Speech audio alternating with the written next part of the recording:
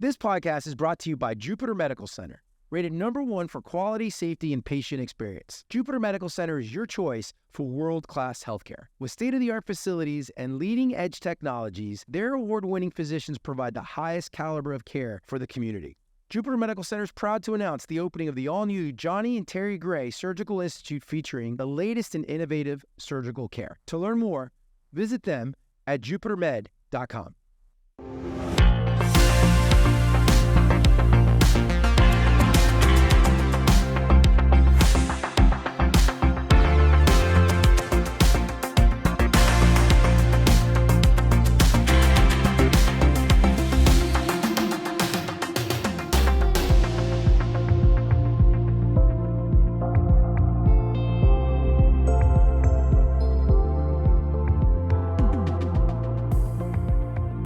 All right, so welcome back to the Palm Beach North podcast. I'm your host, Noel Martinez, and today we are stirring up something special. We have two amazing guests today, Joe Colucci and Paul Massey. They are the visionary leaders behind what you see right here, Munyon's Paw Paw, this great new aperitif that is sitting in the back of a bar at probably the bar that you're at right now, listening to this podcast. You can find them at a bunch of different restaurants, and I've been very fortunate to get to know these guys over the past 6 months and heard their story. So I'm excited for them to be here. Guys, welcome to the show. Thanks for having us. Yeah, guys. So we were laughing and joking before about, how awesome it is. Like I had someone show up to my house the other day out of the blue with a bottle of Munyon's Paw Paw and a bottle of Prosecco to mix cocktails. That's gotta be so cool to hear those kind of stories, right? Yeah.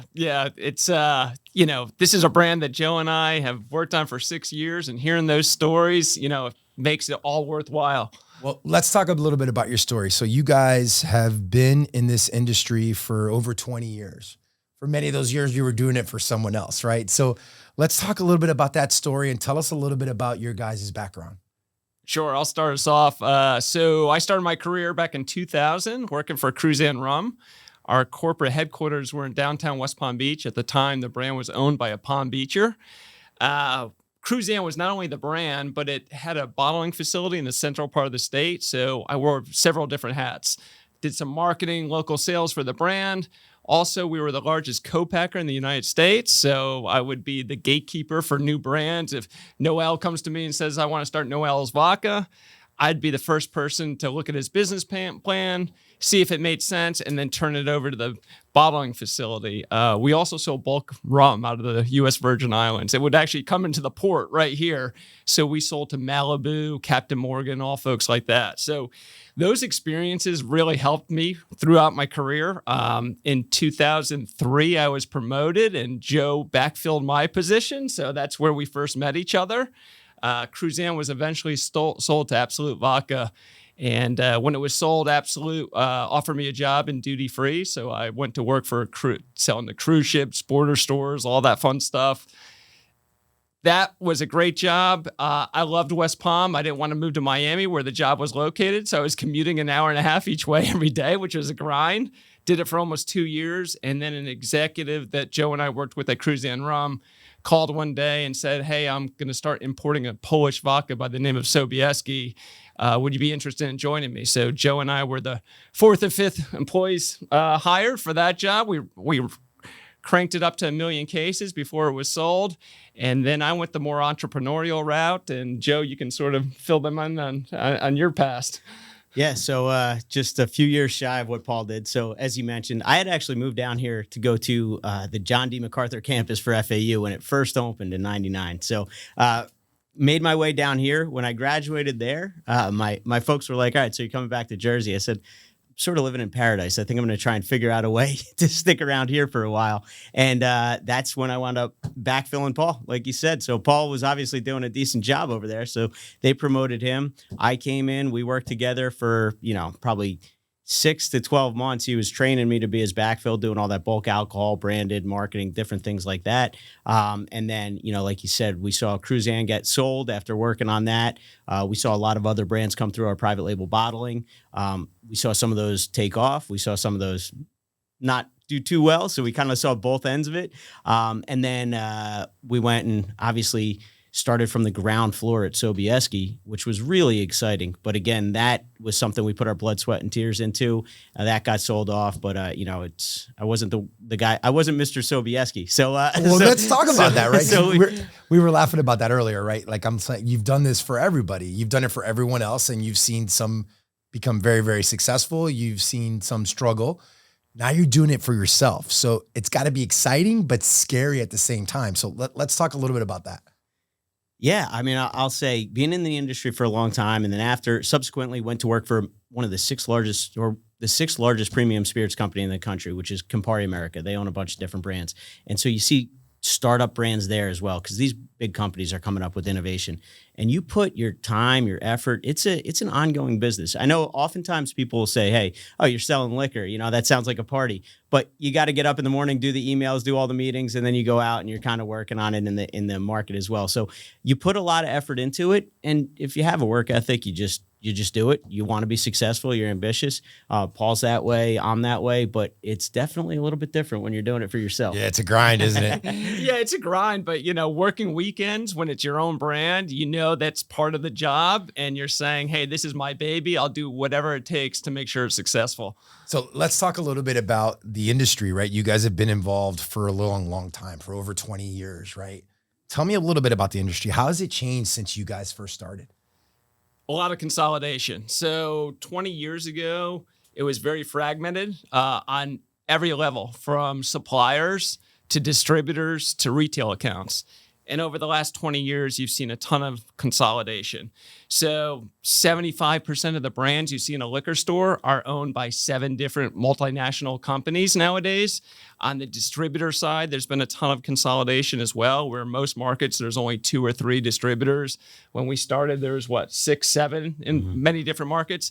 And then on the retail side, you've seen folks like Total Wine come into most major markets, where they've sort of commanded the space at the retail level as well. So it's been a lot more challenging for smaller brands to get attention than it was 20 years ago. Yeah, I mean, that's route to market, trade sort of side of it, which has been really dynamic, interesting to navigate, and ever changing. Some of the things that people outside the industry might have seen, you've had some major acquisitions. So when a guy like George Clooney sells a Casamigos tequila for $1 billion, guess what happens? Every celebrity in the world wants to get into the spirits business. So some come in and are successful, like The Rock with his Terramana. But there's every brand out there, it seems like every week there's another celebrity coming up with some. So that's something that's different, a lot more celebrity entrants. The cocktail culture has become a lot bigger. So you're seeing things now. Back in the day when we were younger, it might have been a Long Island iced tea, but now you've got a nice crafted cocktail. Yep. And so there's those things. Also, interestingly enough, as of late, the RTDs, what we call ready to drinks, has really taken over the industry. So you have things like High Noon or White Claw, where it's a cocktail in a can. So those things have been trending as well. So you've had a lot of different things going on. So there's a great story behind the brand. So I want to get into the brand a little bit. Let's talk about that, right? So awesome story. Joe, you were at John MacArthur State Park. Tell us about the story and where you came up with the idea. Started us off. Oh, man, I'm sorry. Joe. Yeah. No worries. So right down, actually, it's 2 miles away from where we are right now, is Munyon Island. So like I mentioned, been here for 25 years now, and Munyon Island was something that you would boat to, go and hang out. There's Little Munyon where people would camp there, and it's just north of Peanut Island. So a lot of people had heard Munyon Island. I think I had somebody tell me one time, I think it was a bootlegger, but didn't know the real story. And one day was at John D. MacArthur State Park on the north end of Singer Island with the family. We were having a beach day, having a great time. We paddled out to Munyon Island. And then when we came back to the visitor center to finish up the day, there's a display, and it's got a vignette about Dr. James Munyon. It has his silhouette, and then it has a glass display case of this beautiful bottle from the early 1900s. And that's Munyon's Paw Paw. So Paul and I had always had in our heads, over the years working together, we'd say, hey, seeing other people do it, hey, if something comes up, we should probably try and look at starting our own brand. So seeing this bottle in the display case, beautiful bottle, great story, alcohol, local, I mean, things just kind of came together, and I said, I got to call Paul. So I called him. I said, you got to come take a look at this display. And within 2 weeks, Paul, you were there? Sure. We were checking it out? Yeah, so headed over there with Joe, saw the display. I was intrigued as well. went home that night, looked up Dr. James Munyon on the internet. Unfortunately, there was very little information besides a little Wikipedia blurb. So I said, Joe, I like the idea, but we don't know anything about who this guy was, the brand, anything. He could have been a bad guy, right? He Yeah, could have been yeah, somebody you don't want to be associated with, right? Yeah, exactly. So that was, for a few weeks, we sort of just sat on it. And then Joe was in Publix, and you can tell him how we sort of continued to research Dr. James Munyon and his elixir. Yeah, it's a very Florida story, Noel. So I was in the Jupiter Farms Publix, which I'm out in Jupiter Farms. So I was there. I mentioned I had gone to FAU, and I saw my old history professor from FAU, from the MacArthur campus. And I said, hey, Dr. Strain. And he's like, Joe, you can call me Chris. So, all right. Hey, Chris, curious. Me and a buddy of mine are looking up a historical figure from this area, not much information on him. As a historian, what would you do if you kind of came across this roadblock? And he said, well, I'll tell you, the first place you have to go is the Historical Society of Palm Beach County. So went there, called Paul, went there, we checked it out, and they were like, you have to come back and set up a meeting with our archivist. So I was traveling, Paul. Yeah, so headed over there, met with the archivist. She had pulled a ton of information on Dr. James Munyon and spent a whole day there. And the guy was a fascinating individual. We can get into it.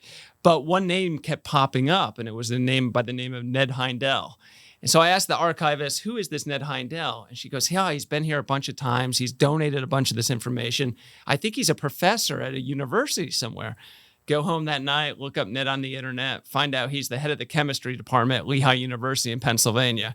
We have no idea what his connection to Dr. James Munyon is. So I'm emailing him at the university, calling him, and literally after about a dozen phone calls, he picks up one day at the university. And I'm speechless because he's actually answering the phone. Nervous? Yeah. So I was just like, Ned, hey, my name's Paul Massey. I've been trying to get in touch with you. And he instantly says, you're the Paw Paw guy. And I said, I am, Ned. I'm in the liquor business. We're interested in learning more about this Munyon's Paw Paw elixir. And I was at the Historic Society. I see you donated a bunch of information. And he goes, I've been researching the life of Dr. James Munyon for 50 years. I'm in the process of writing a book on him. What do you want to know? Come on. That is Too so good to be cool. true. Honestly, Yes. without Ned, without the Historic Society, we wouldn't be sitting here with you today. So I spoke with Ned for over an hour on the phone, jotting down every possible note I could. And at the end of our conversation, I said, hey, Ned, it would really be helpful if my partner and I flew up to Pennsylvania, met with you in person, and learned more from you. He said, just let me know when. So this is actually pre-COVID, maybe a few months before COVID. We jumped on a plane, headed to Pennsylvania. He wanted to meet in a pub in Easton, Pennsylvania. Sounds like my kind of guy. Yeah, I mean, We like them. That's a picture of him right there. He's in his mid-70s. We drank beers with him all afternoon. But on that flight up there, I said to Joe, I said, hey, if he's been working on this book for 50 years, chances of it ever getting published are slim to none. Let's ask for a transcript of the book. So when we sat down with him, the first thing he did without asking goes, this is the transcript. I'm almost done with the book, which was awesome. Yeah. We sat with him a whole afternoon. I mean, Dr. James Munyon was an incredible individual. The book has been published. It came out about 2 years ago. And during that meeting, we told Ned we have 3 of the original bottles from the early 1900s with the liquid still in there. His eyes lit up. He said, extract a sample and send it up to me as I want to analyze it. No one's He's a looking. chemist guy. He's a chemist. Yeah. I mean, this is right up his alley. So in his book is a picture of my neighbor who's a vet extracting a sample, and we can get into what was in the original formula. But maybe we talk about who Dr. James Munyon was. Let's do that. Yeah. Let's talk about Yeah. let's talk about James Munyon, Yeah. right? Because I have kayaked to Munyon Island, Sure. but had Nice. no idea who this guy was. So tell me about Dr. James Munyon and who he was. Yeah, real fascinating story. So your typical, I guess it's atypical, but it's the American dream. Literally born dirt poor. The house in which he grew up in a town called Thompson, Connecticut, had dirt floors. From a young age, 8, 9 years old, he was out in his neighborhood selling tinctures and tonics to neighbors to just kind of help put food on the table. So he's always had that entrepreneurial spirit. He was always working.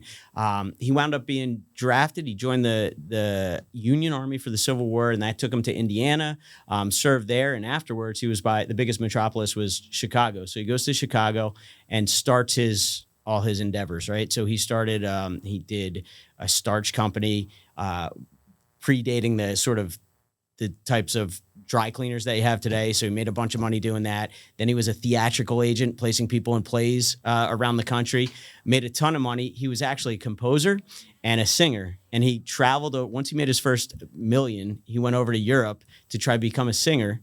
And he wound up wasting all his money. He came back and his partner had absconded with the rest of the money and he was penniless again. So he starts looking for another way to make money. He eventually comes up with Munyon's Homeopathic Remedy Company. And that was the crown jewel. That's where he hit pay dirt. So he based that business out of Philadelphia. And the crown jewel of that empire was Munyon's Paw Paw. So Paw Paw is an old Florida word for papaya.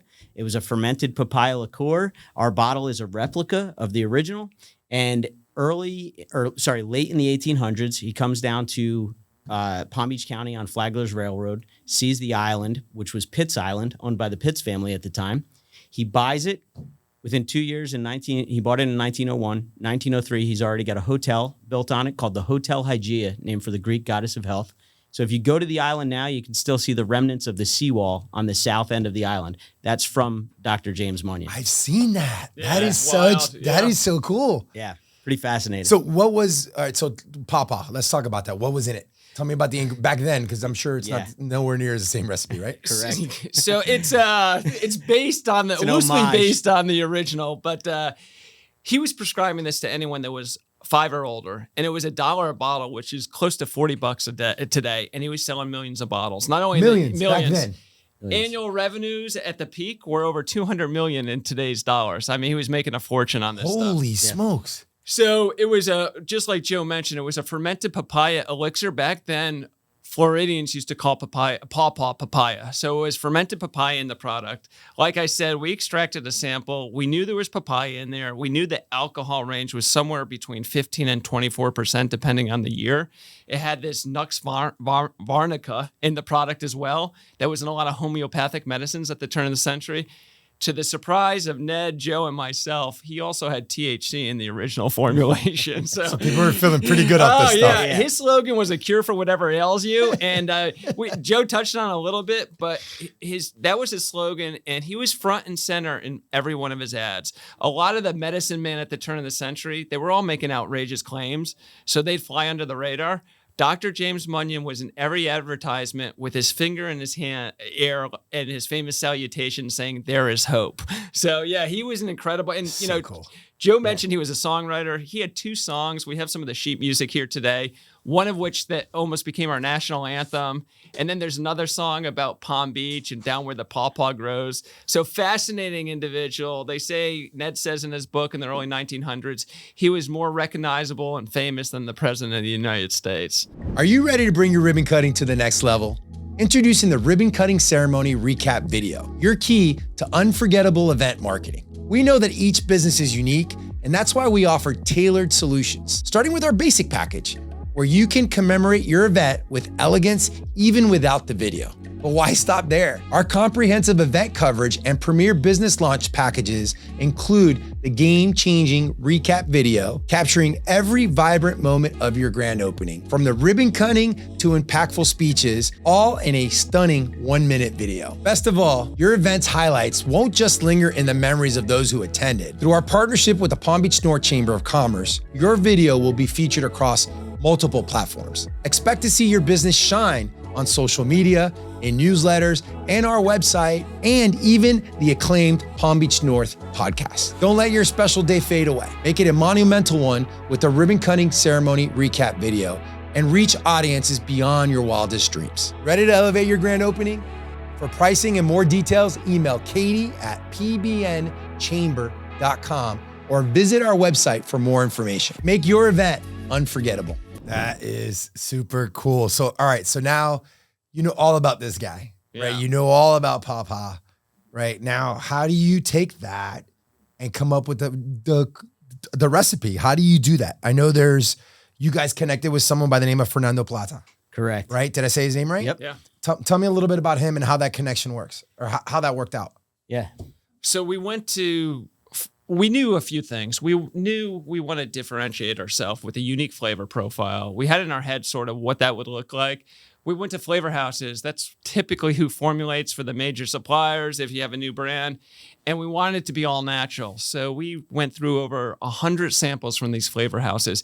And even though they were natural ingredients, they just did not hit the mark for us. So with someone that doesn't know what a flavor house is, so what is that? For someone that's not in the industry, is that somewhere where you just take they have different samples of different flavors and you kind of mix them up and say, this is what I want it to taste like? Yeah, I mean, they're basically contract organizations where if you wanted to come up with a product, and it's not just alcohol, there's some that specialize in beverage alcohol, but they can do anything, right? So if you wanted to go to them and say, hey, Noel, Joe, and Paul, we want to do a vodka and we want it to be a raspberry vodka. You'd go to them and they'd say, hey, all right, we'll send you a bunch of samples. They're professionals who do it all the time. And typically what happens is if they're not associated with a company that can produce it for you, they'll contract it out and then they'll find you somebody who can produce that. So that's the route we were looking initially. Is that how you guys met Fernando? No. Okay. All right. So we literally went through about 100 different samples and we were getting antsy. Joe especially, he's like, man, we've been working on this for 2 years trying to get the flavor profile and everything else. And he goes, we just got to come out with something. And I said, I'm not 100% sold with the liquid that's in the bottle. I'm just not there. And so a local gym off of Donald Ross, a gentleman that worked out there I became friends with, and he sells craft distilling equipment throughout the United States. Saw him one day at the gym. I said, hey, can I take you to lunch? We went out, had a lunch together, and I said, look, my partner and I have this great idea for a brand, but here's the predicament. We just can't find the ingredients, the flavor profile we're after. Do you know any craft distillers anywhere in the country that could possibly formulate this for us? And he said, in my opinion, the best guy out there in the country is out of Miami. It's called Big Cypress Distillery. Fernando Plata's the owner, and he typically doesn't do any co-packing jobs. He only does his own brands, and he's got a cult-like following for his brands down in Miami. But at least I can introduce you and see if you can take him to lunch and tell him your story. So that he did. Joe and I drove down to Miami one day, took Fernando to lunch, took him through the whole story that we just told you today. And he said, shook our hands. He goes, I'm going to send you a proposal, but I want to do this product for you.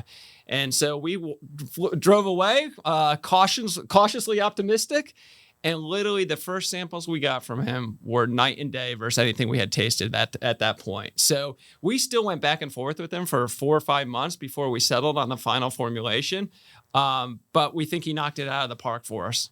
So let's talk about what it is, right? So What is an aperitif for people that don't know what that is? Yeah, so an aperitif would traditionally it's a bittersweet liqueur that comes from a European tradition, which was originally taken mostly before a meal to open your appetite for a meal or get your palate ready for tasting the different flavors of a meal, right? So that's how it was traditionally done. They started way back when, almost with a medicinal purpose. So there'd be roots and herbs, and it would be a way to settle your stomach as well. So these have developed. You have aperitifs or aperitifs, which are before a meal. Digestives, similar story. It's typically they're just a little bit higher in alcohol, a little bit heavier, and those are taken after a meal. But really, the occasion of whether you're drinking it before or after is what deciphers it. So it's a bittersweet liqueur. So that's what the tradition is. Because this had a medicinal history, and because aperitifs are actually coming on strong in the U.S. right now. Yeah, they are. Major brands are doing really well, and a lot of the cocktails they're in are growing rapidly. So we said, hey, not only does it have a medicinal history, but it's also in a category that's growing. It's in a nascent category in the U.S. where the rest of the world is very used to it, but we're just kind of getting into that world. So we thought it was the right sort of segment to be in, and it fit with this story. Also, right now, low alcohol is popular. So the ABV, alcohol by volume, is 20%, which is about half of a spirit, but is typical for an aperitif. And how do you drink it? Yeah. Really versatile. In Europe and at home, I'll drink it neat before a meal. It goes great in cocktails. One cocktail we've been running with here locally is the Palm Beach Spritz. Which it's everywhere, man. Yeah. Everybody's drinking that. So it's just super easy to make. Equal parts Munyon's Paw Paw, Prosecco, and grapefruit soda. We've been using Fever Tree grapefruit. They actually source their grapefruits from Florida, so it all ties together. That's cool. Makes a killer Negroni. Old Fashioned is Joe's go-to, with just 2 parts of really good whiskey and 1.5 parts Munyons. You don't have to add bitters, simple syrups, anything along those lines. I've had it. It's really good, yeah. Yeah, and then it goes great in Cosmos, margaritas, you name it. Really versatile. So you talked about it, right? So it's a pretty crowded market, right? So there, you've got Aperol, you've got Campari, you've got some big boys out there. So how is Munyon's Paw Paw different? Yeah, so there's 3 key differentiators for us. So one is we're local. Most of those aperitifs, like we mentioned, are coming from a European tradition, and the majority of them are from Europe right now. So we're local. We're made here in Florida, as Paul mentioned.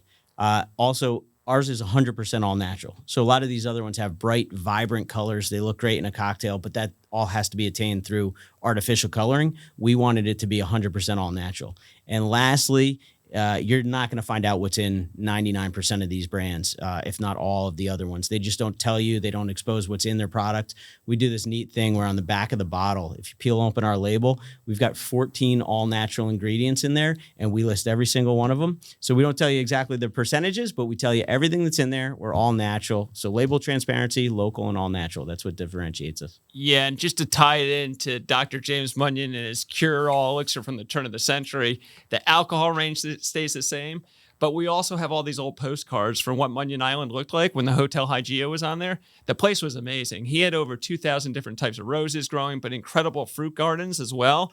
And we have the postcard showing papaya, grapefruit, hibiscus, orange. We're all grown in the island. They've all been incorporated into today's formulation as well. So talk to me about, how do you introduce a new drink like this into the market, right? Like that, there aren't many people that are watching this show know how to do that. So walk us through that process and what that's like. It's challenging. So, I mentioned all the consolidation within the distribution network. We were fortunate. Joe and I have worked with the biggest distributor in the country in the past. They're called Southern Glazers Wine Spirits. So we both have relationships there. Even with your relationships, it's difficult to get a new brand in if you're a small supplier. We went and presented to the folks here in Florida. They like the idea. It's unique. It's different. It's not like anything else that they have in their portfolio. So it doesn't directly compete with what they have. They love that it was a Florida tie-in as well. However, they recommend it, and it has to go through their corporate team in Texas that gives the green light for any new product. And they are inundated with new product pitches on a weekly basis. So to give you an idea, when we pitched them December of 2022, that quarter, they looked at over 600 new items, and they took in less than 10. We were one of less than 10 that they brought in. That's awesome. Yeah, it's great. But in order to get into that network, you really have to have different points of differentiation, which we think we have. And every great spirits brand has a pretty cool backstory to it. We think the one of Dr. James Munyon is as good as anything out there. No doubt, no doubt. And I was going to ask you a question about, how do you, does this reflect our culture and who we are here in Palm Beach County? But I think I know the answer to that. In your opinion? Yeah. Well, one of the things that's great, in fact, you had on Milton Segarra, and he's the president and CEO of Discover the Palm Beaches. Yep. And one of the things that they're championing right now is that this is the first resort destination of the U.S. Oh, yeah. And when you're at a resort destination, the first thing you want to do is grab a cocktail and unwind. So we fit perfectly in what we're all about down here. I think the 2 top industries in our county are both agriculture and tourism. So food and vacationing. The common theme is having a cocktail, right? So I think it fits in that we're very diverse down here. As you know, it's a great population where we're sort of like a melting pot in Florida. And when you're bringing people together, seems like we always find a reason to have a cocktail and a great excuse to party, whether it's Mardi Gras, Sunfest, any of these different things. And so just having a cocktail that's about our area with our history, we think it fits in perfectly. So all those things. And one interesting story, we just heard a talk the other day. And, the reason why Palm Beach is called Palm Beach is because the Providencia shipwreck in 1878 had 3 things on it. It had cigars, rum, and coconuts. I like all 3. Yeah, exactly. Everybody had a cocktail party. The only thing they were missing was and then they wound Munyons. up, So it was basically a long cocktail party, and people that planted coconuts is how we all started. So I can't think of a better way to tie in our local culture than having a representative spirit like Munyon's Paw Paw. So how do you get local bars and restaurants to carry your product? How does that work? The easiest way is consumer demand, right? So Noel goes into his favorite bar or restaurant and asks for the brand. Whether they have it or not, who knows? We're having more and more success here locally. But when Joe and I go in to pitch a bar or restaurant, the biggest pushback typically is no one's asked for it. And that goes at retail as well. So telling our story as much as possible. It's starting to get embraced by some killer cool accounts here locally, and we're really fortunate for that. But the more folks that ask for it, it makes our job a lot easier out there.